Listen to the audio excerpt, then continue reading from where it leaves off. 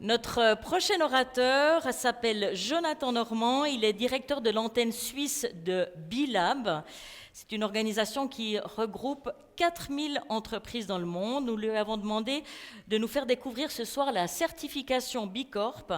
Quels sont les critères, quels sont les avantages, quels sont aussi peut-être les inconvénients de ce système. Bienvenue à Jonathan Normand. C'est un plaisir de vous avoir avec nous ce soir. Bonsoir à tous, voilà, le micro marche super bien. Est-ce que je suis donc l'intermède entre le repas, j'imagine, hein? Donc je vais essayer de vous mettre un petit peu d'énergie et puis aussi de faire un peu ce jeu interactif de vous poser des questions. Cette question de l'altruisme, peut-on se certifier? Ça en fait appelle à une question plutôt, on va dire, individuelle, que j'adresse un petit peu avec cette notion de qu'est-ce qui est un modèle égocentrique et qu'est-ce qu'est un modèle ouvert, interdépendant, que pourrait représenter un écosystème. Et puis j'aime bien cette petite image que je vous ai mise sur la droite pour l'exemplifier, parce que cette petite pyramide, cette chaîne, où on place, et on a placé trop l'être humain en haut, nous rappelle à nous questionner sur l'ordre des choses, mais sur l'interdépendance que l'on a avec les autres êtres humains, mais aussi la nature, le capital naturel, mais aussi quelque chose qui est beaucoup plus invisible, qui est le futur. C'est à ça, en fait, que j'aimerais ouvrir ce soir. Puis je vous ai partagé ce petit schéma sur la durabilité. Vous l'avez sûrement tous vu, hein, ces trois cercles. On parle de l'économie, on parle du social, on parle de l'écologie. Et puis qu'est-ce qui se trouve à ces intersections? En fait, il se trouve en fait, des vecteurs ou des modèles de viabilité, d'équité, équitable, des vecteurs aussi de viabilité. Il nous faut définir des modèles viables avec ces entreprises et avec notre société pour que ça soit durable. Donc quand on vous parle d'économie durable, de durabilité, il faut que vous réfléchissiez sur ces intersections et sur comment les leviers entre elles fonctionnent et soyons créatifs, soyons courageux, soyons forcément altruistes ce soir parce que ça ne va pas très bien, hein. On est en pleine période de la COP26, là, en ce moment. C'est intéressant pour moi d'être là ce soir. Alors, il y a plein d'annonces très intéressantes. Il y a même des chiffres. Hein. Alors, je sais qu'on a probablement des gens de la finance qui sont là un peu ce soir. Hein. On parle de 150 000 milliards d'investissements pour le climat. D'accord? Le PIB actuel mondial, c'est 82 milliards. 82 000 milliards. Donc, je vous laisserai faire un peu des maths. Et puis, je vais vous laisser imaginer comment est-ce qu'on va faire de la magie pour créer tous ces investissements. Donc il y a des effets d'annonce, et il y a de l'action concrète, et l'entreprise se trouve, elle, vraiment au cœur de ce dispositif. 93%, 94% des actifs en circulation dans notre économie sont dans les mains de l'économie des entreprises. Donc le pouvoir, il est là, il est certainement là. Et j'aime bien toujours présenter un petit peu d'éléments scientifiques. Il n'y a pas de planète B, donc même si on pense que c'est en envoyant des appareils stratosphériques, qui génère énormément d'empreintes carbone. C'est pas là que c'est pas sur Mars que ça va se passer. C'est bien à Genève, c'est bien en Suisse, c'est bien dans notre pays, sur notre belle planète que ça va se passer. Et puis on a dépassé nos limites planétaires. Et je ne sais pas si combien d'entre vous avez déjà vu ce concept des limites planétaires? Vous pouvez juste lever un peu la main. Voilà, donc ça c'est John Rockstrom qui a développé en fait ce concept-là il y a déjà maintenant quand même plus de 10 ans. Ce sont environ 2300 scientifiques qui ont travaillé sur ces modèles pour comprendre comment l'activité humaine en fait faisait qu'on dépassait ce que la planète peut accepter. Donc c'est pour ça qu'on appelle ça les limites planétaires. Donc nos modèles de production, nos modèles de vie, nos modèles de société, nos actions individuelles, nos actions collectives, en fait amènent un entraînement qui fait que l'on dépasse ces limites-là qui permettent en fait simplement qu'on y vive et qu'on puisse y vivre encore un moment. Elles sont toutes interdépendantes, il y a 9 systèmes cœur. Je vous conseille vraiment de vous y intéresser parce qu'on va beaucoup en entendre parler, à mon avis, dans la prochaine décennie. Et quelque part, on vous demandera votre altruisme dans votre activité économique, elle vous positionne où ici? Ça, c'est ce qu'il va devenir un peu le côté, un instrument mainstream.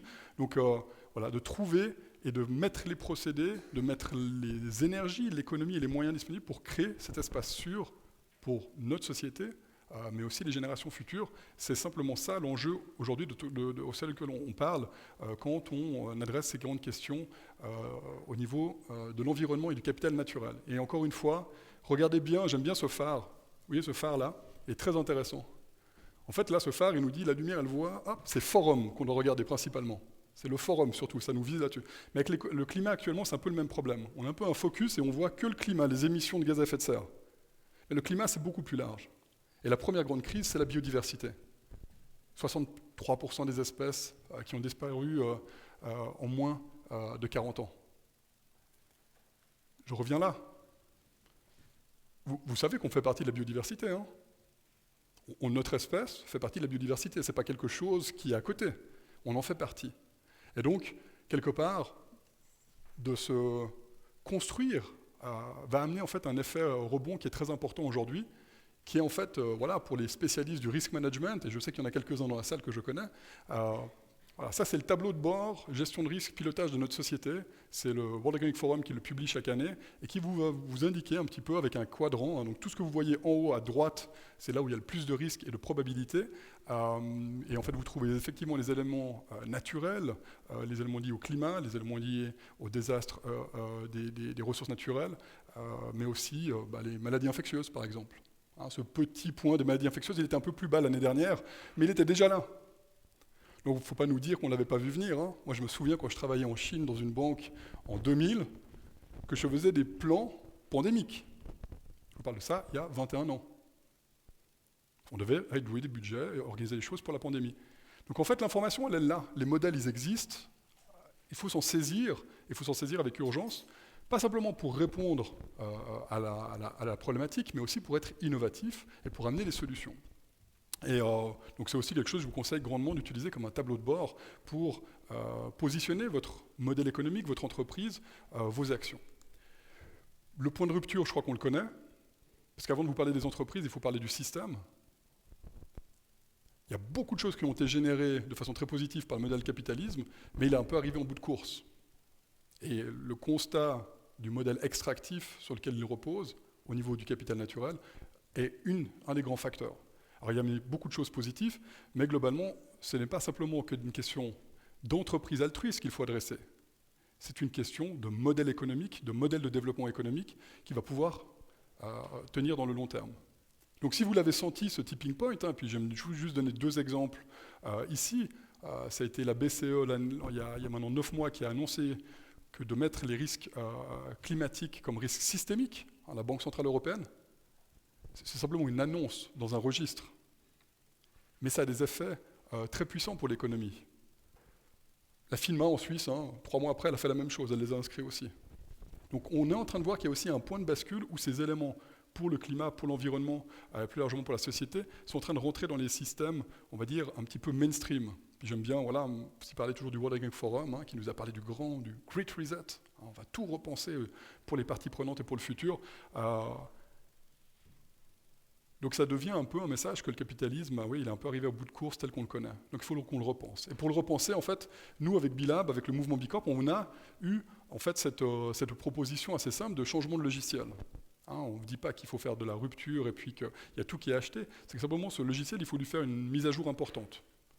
Pour que le modèle sur lequel il s'est érigé ces 400 dernières années, avec la première compagnie, c'était la compagnie britannique des Indes, qui a été la première à émettre des bons pour ses actionnaires, et qui de ça est né le capitalisme et le modèle et l'économie globalisée telle qu'on la connaît aujourd'hui, de passer de ce modèle orienté pour un capitalisme actionnarial, qui forcément est élitiste, limité, mono, forcément qui se définit en plus de ça dans une économie globalisée et financière sur le court terme, et donc qui amène aussi et qui était construite sur ce modèle extractif. Et donc comment est-ce qu'on fait cet upgrade à un modèle qui va vers un modèle d'économie de ce qu'on appelle des parties prenantes. Donc c'est un terme qu'on n'a pas beaucoup encore entendu, Isaac le mentionnait dans son discours, mais qu'est-ce que sont les parties prenantes de cette économie? Et quand je vais vous parler de parties prenantes, j'inclus l'environnement dedans.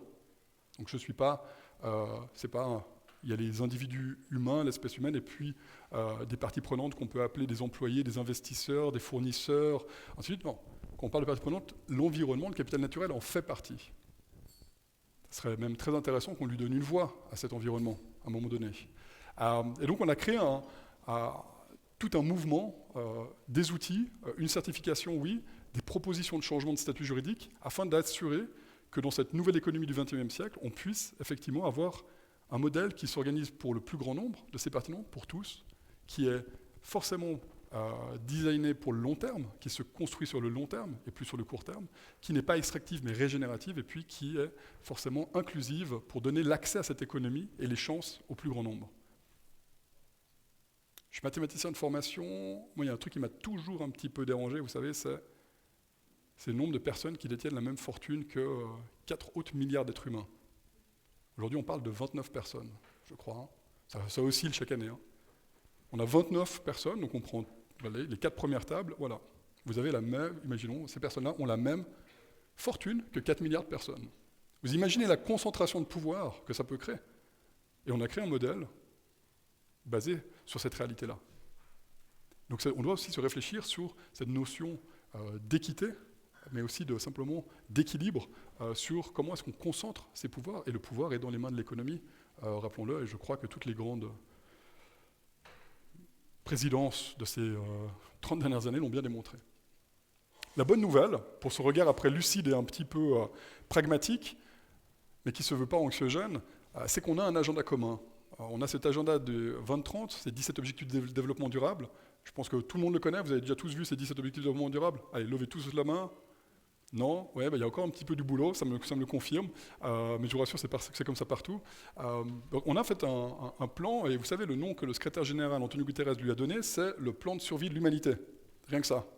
Sympa qu'on a le plan et l'agenda des 8 prochaines années sur son bureau, puis c'est marqué plan de survie de l'humanité. Ça donne envie, et ça donne forcément une raison d'y travailler. Mais c'est rien que ça, et cet agenda-là, il a été défini par 193 gouvernements dans le monde, il y a 17 objectifs, il y a des indicateurs qui ont été posés, et puis il y a une petite note dans la déclaration en bas, pas en tout petit, comme on peut voir dans certains contrats, mais il y a une petite note qui dit « Nous n'y arriverons seulement si on a une contribution massive des entreprises et de l'économie privée. » C'est-à-dire que ce grand plan signé par tous les gouvernements, ils savent très bien que par eux-mêmes, ils n'arriveront pas à l'adresser, ils n'arriveront pas à y répondre. Ça va nécessiter l'engagement fort des entreprises et du secteur privé. Et c'est la bonne nouvelle, parce que vous savez que pour agir, vous faites quoi en tant qu'entrepreneur, en tant qu'investisseur, en tant que citoyen? Vous faites un plan. Là, on a un agenda commun, on a 8 ans devant nous pour répondre à ces objectifs, pour massivement changer ces modèles, pour massivement prendre en compte l'intérêt de ces parties prenantes au sens large et de construire des solutions. Ce n'est pas simplement que des bonnes intentions, c'est 12 000 milliards d'investissements, c'est ce qui a été chiffré, pour 2030, c'est la création de 380 millions, 400 millions d'emplois dans le monde. Ah ben là, en période de Covid allongée, post-Covid, ça devient intéressant. En fait, c'est un instrument qui va nous permettre de pouvoir faire peut-être effectivement des bascules importantes sur les modèles et sur la transition. Et puis pour vous donner un exemple, c'est que ce n'est pas juste des grandes idées d'économistes ou de chercheurs. Vous n'avez pas plus tard qu'il y a maintenant un mois, un premier canton à Genève, là où je vis, qui a annoncé un plan d'investissement de 10 milliards, dont 7 milliards dédiés à la transition écologique et aux futurs métiers de demain pour l'écologie, pour cette transition sociale et écologique. Donc on peut voir qu'il y a des signaux faibles et des signaux forts qui se rencontrent pour aller construire cet agenda, mais on a besoin des entreprises. Et donc, altruiste avec toutes les bonnes valeurs, le bon sens dont on parlait, il faut un petit peu bouger ce modèle-là, il faut le bouger avec des plans concrets, avec des plans d'investissement, mais avec des modèles d'entreprise, avec des pratiques. Et donc, comme on sait que le premier instrument pour une entreprise afin d'agir dans un agenda, dans une direction, c'est de faire quoi?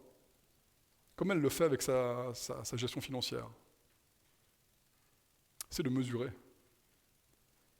Donc en fait, on ne gère pas en tant qu'entreprise que l'on ne peut pas mesurer. Et donc c'est sûr que si dans la théorie du développement de l'entreprise, on n'y a mis que des indicateurs financiers, donc un plan comptable financier, voilà. Vous parliez de la direction, de cette attraction ou cette impulsion vers le profit par défaut, c'est sûr que si l'instrument de pilotage que vous donnez à l'entreprise, c'est juste un plan financier, un plan forecast ou un plan comptable, on l'a équipé comme ça. Nos grandes écoles ont formé toutes les personnes qui sont autour de ces tables sur ces modèles-là. Notre proposition, c'est d'équiper l'entreprise avec un plan et des outils de gestion et de mesure sur la dimension sociale environnementale, afin de l'intégrer et de ne pas le gérer comme un projet annexe.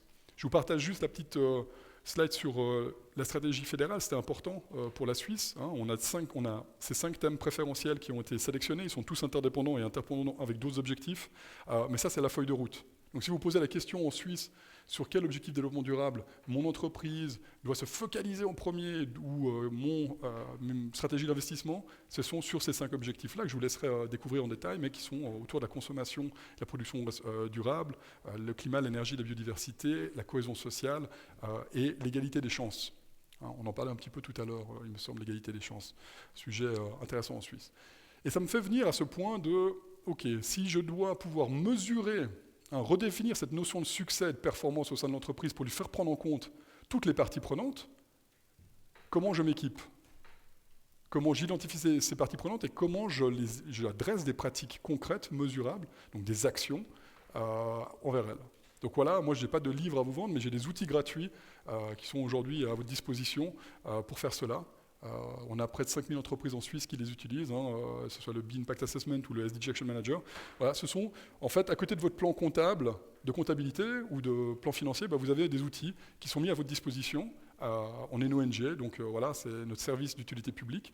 Utilisez-les, on a près de 150 000 entreprises dans le monde qui les utilisent pour justement commencer à prendre en compte ces pratiques, ces parties prenantes dans leur modèle d'affaires, dans leur gouvernance et plus largement au niveau aussi des effets qu'ils peuvent produire avec leurs clients ou leurs partenaires. Et donc, l'altruisme, il s'évalue.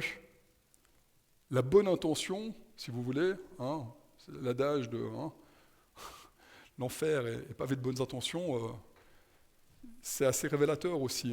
Et moi, je l'ai vu beaucoup, j'ai eu la chance d'être en contact avec plus de 2000 entrepreneurs ces 15 dernières années. Des bonnes intentions, j'en ai entendu, j'en ai vu beaucoup. Quand on commence à mesurer, quand on fixe des éléments de mesure, quand on se fixe des caps, quand on fixe une orientation pour assimiler ces modèles, ces 3 dimensions économiques, sociales, environnementales, très rapidement, quand on le fait avec un peu de méthode, on a l'intelligence qui vient, aussi collective, mais on a l'intelligence de trouver des solutions. Il ne m'est jamais arrivé avec aucune entreprise que, dans cette dynamique-là, elle ne trouve pas des solutions, elle ne vient pas avec des nouvelles propositions. Donc voilà, il y a des cadres d'évaluation au niveau de la gouvernance, puis c'est un élément intéressant. Je sais pas, comment vous pensez que l'altruisme il pourrait se définir dans la gouvernance d'une entreprise? Vous pouvez avoir une petite aide avec le slide qui est présenté, mais vous avez une idée comment est-ce qu'on pourrait articuler un acte altruiste dans sa gouvernance?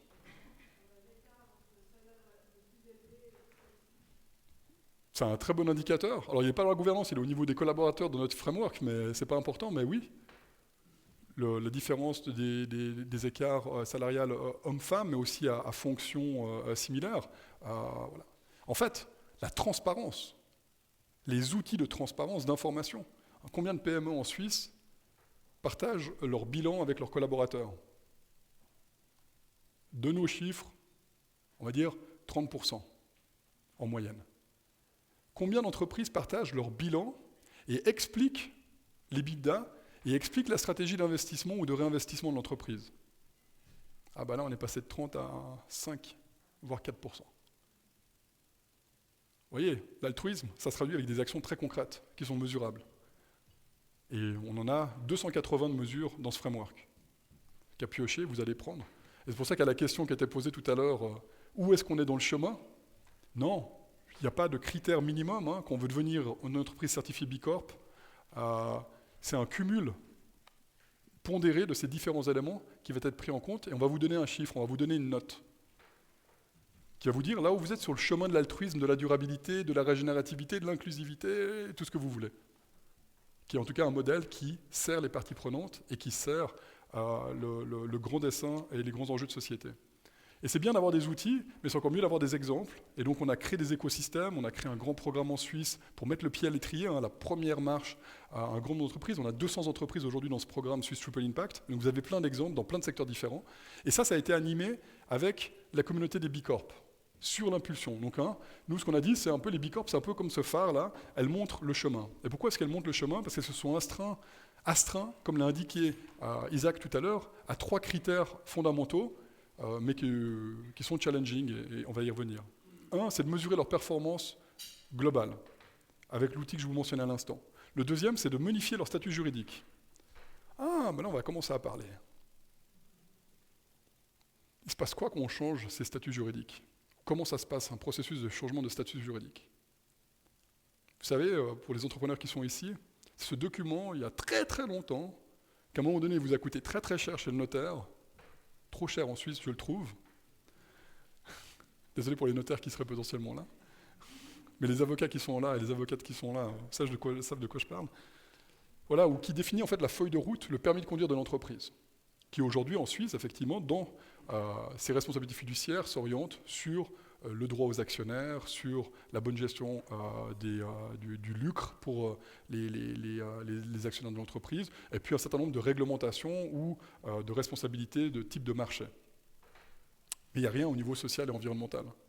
Notre proposition, c'est d'aller insérer cet objet, ces nouveaux objets dans la responsabilité fiduciaire. Ça veut dire que quoi? Quand vous changez vos statuts pour devenir B Corp, eh bien, vous devez faire une assemblée générale. Vous devez parler avec vos investisseurs, propriétaires, partenaires importants qu'il pourrait y avoir, pour expliquer qu'est-ce que ça va procurer comme changement. Et donc là, on change au permis de conduire de l'entreprise en changeant ses statuts juridiques. Et je ne peux pas vous en parler aujourd'hui même, j'aurais bien voulu, j'ai tout fait pour, mais on va lancer une grande initiative au niveau national l'année prochaine, en début d'année, sur justement une révision, comme le mentionnait Isaac, de ces statuts et de ces responsabilités fiduciaires. Et donc, si ça vous intéresse, suivez-nous sur les réseaux, mais on est en train d'essayer de faire changer la grande machine. Parce que du moment où on change ce permis de conduire, on change toutes les externalités, tous les effets qui sont produits à des niveaux que l'entreprise peut se permettre. Il n'y a pas d'idée d'aller mettre la pérennité de l'entreprise en regard de son action sociale ou environnementale. Il faut juste être cohérent. On a besoin d'un opérateur économique qui tient la cour et qui est capable de se développer. Mais on lui donne les bons instruments pour se développer. Et puis on lui demande aussi d'être transparent. Donc on va vous demander, toutes les B Corp que vous avez vues ce soir, publient leur score en termes de gouvernance, en termes d'impact et d'engagement avec leurs collaborateurs, collaboratrices, en termes d'action sur les communautés, les collectivités et l'environnement. Tous ces scores sont publiés sur notre site web et vous pouvez les trouver librement. Donc il y a un acte de transparence important qui est de donner le signal de là où on est sur le chemin. Pas dans l'idée on est B Corp, on est les meilleurs, ou on est une entreprise altruiste et puis c'est super et on est les meilleurs. Non, l'idée de dire on s'engage de façon structurée, pragmatique dans ce chemin et on peut vous montrer où est-ce qu'on en est dans ce chemin-là. Une information, vous imaginez bien qu'aujourd'hui, beaucoup d'investisseurs qui s'intéressent à ces entreprises d'impact ou ces entreprises qui ont un impact positif de façon assez importante. Voilà, je vous ai partagé quelques noms, vous en connaissez quelques-uns, mais ce qui est intéressant ici, c'est pas tant de vous montrer des entreprises, c'est de vous montrer qu'en fait, on a des entreprises qui sont de petites entreprises, et j'aimerais vous donner par exemple l'exemple de Fairphone, qui font quelque chose que vous avez tous normalement dans vos mains aujourd'hui, ils font des smartphones. Quelqu'un n'a pas un smartphone ici? Ouais, on est d'accord, tout le monde a un smartphone. Et puis ils sont partis sur l'idée en 2015 de faire un truc complètement dingue, un truc de fou. Ils n'étaient pas dans une cave comme certaines histoires de start-upers américains. Ils n'étaient pas au fond d'une cave, tout seuls dans un box, et puis avec juste une petite... Non. Ils se sont mis ensemble et se sont dit on va faire un téléphone portable qu'on va pouvoir réparer. En 2015, le niveau, wow, grosse invention, on va pouvoir faire un appareil téléphonique qu'on peut réparer, qu'on va faire dans des bonnes conditions, dont on va s'assurer que les minerais qui sont extraits pour le constituer sont faits bien, que l'usine qui les procède le fasse avec des bonnes conditions de travail pour ne pas exploiter les gens. Et ils ont monté ce modèle-là. Ils produisent aujourd'hui 400 000 appareils. En Europe, le marché du smartphone, c'est 578 millions d'appareils. Donc c'est une goutte d'eau. Mais cette goutte d'eau, elle était tellement forte dans la fédération de ses parties prenantes, dans son engagement, dans ses valeurs, qu'elle a influencé des grands acteurs dans son sillage, à revoir leurs pratiques, à travailler différemment. Donc j'aime bien l'idée que dans un mouvement, oui, c'est pas parce qu'on est petit, donc quand on est petit, small is powerful, ça c'est vrai et ça s'est vérifié à de grands endroits. Mais dans ce mouvement-là, on trouve aussi des acteurs dans l'asset management, très importants, des acteurs, on a aujourd'hui 150 secteurs d'industrie qui se sont astreints aux mêmes exigences, aux mêmes structurations de leurs mesures d'impact pour montrer leur chemin. Et donc c'est engageant parce qu'en fait, si vous voulez, ce n'est pas une entreprise, une certification d'une entreprise qui fera la différence, c'est la création d'une infrastructure de marché. Et notre travail avec B-Lab, globalement, c'est d'amener en fait un certain nombre d'actions pour équiper avec les outils qu'il le faut un maximum d'entreprises, mais à côté aussi travailler avec les pouvoirs publics pour définir des nouveaux cadres de gestion, par exemple les marchés publics. Marchés publics, quelqu'un sait ce que ça représente pour l'économie suisse un petit peu? C'est en moyenne entre 39 milliards et 41 milliards. C'est 11% de notre PIB, en moyenne, qui sont donnés au secteur privé, national et international.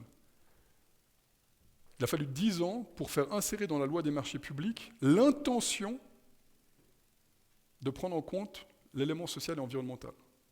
L'intention, ce n'est pas une obligation aujourd'hui. Ça nous a pris 10 ans. On est en 2021. Et ça nous amène à réfléchir sur comment aussi cette infrastructure de marché, les entreprises, elles peuvent opérer, et pourquoi ce n'est pas simplement les entreprises qui peuvent tout changer, et qu'on a besoin aussi du gouvernement, c'est de positionner des politiques publiques, de positionner des engagements au niveau du système pour lui donner cette capacité. Et donc on a créé cette infrastructure, on développe cette infrastructure marché. Aujourd'hui, oui, il y a 4200, 4300 entreprises qui sont certifiées, on en a plus de 6000 en attente. Je pense qu'il y a un vrai besoin, il y a un vrai écho, et il n'est pas là juste pour avoir un logo, il est là pour en fait donner du sens, des outils, de la structuration au sein de ces entreprises. Et j'aimerais peut-être juste terminer sur une petite note, je crois que je suis dans le timing, c'est ça, je l'ai fait un peu comme ça à vol, c'est qu'au lieu de tous se mettre à fumer, ou se poser la question est-ce qu'on fume tous, moi je vais vous inviter à rêver, et j'aime beaucoup cette phrase qui a été écrite par Friedrich Unterwasser qui dit voilà, lorsqu'on rêve tout seul, c'est qu'un rêve, mais si on se met tous à regarder dans la même direction, si on se met tous à penser que ce modèle il peut être changé, si on pense tous avec et pour les autres, eh bien en fait on peut créer cette nouvelle réalité. Donc voilà, je m'arrêterai ici, je vous remercie et à plus tard. Merci.